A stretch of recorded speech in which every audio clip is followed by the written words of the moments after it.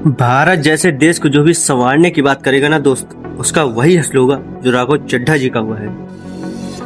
अगर तालाब की सारी मछलियां ही गंदी हो ना, तो तालाब को शुद्ध नहीं किया जा सकता। या तो सारी गंदी मछलियां मिलकर उस अच्छी मछली को ही दबा देंगी, या तो उस तालाब में डुबोकर मार डालेंगी, या फिर मछली को उखाड़ कर बाहर फेंक देंगी। दोस्त, यही था राघव चड्ढा जी के साथ। उन्हें भी तो पार्लियामेंट में उन्होंने आम इंसान को वो हक दिलाने की कोशिश की।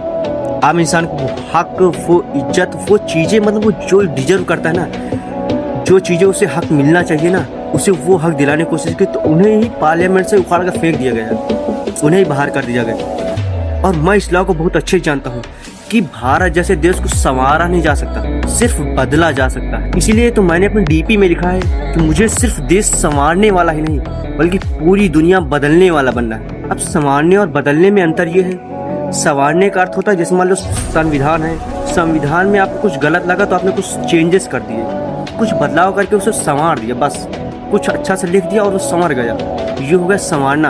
और बदलने का अर्थ होता है कि आपने संविधान को कोई अपनी मुट्ठी में कर लिया, जो चाहा वो लिखा, जो आपको सही लगा ना, जो सही है वो लिखा और वही सही है, फिर वही रटा जाएगा, वही फिर चलेगा पूरी दुनिया में। क्योंकि मैं जानता हूँ कि देश को संवारा नहीं जा सकता, सिर्फ बदला जा सकता है।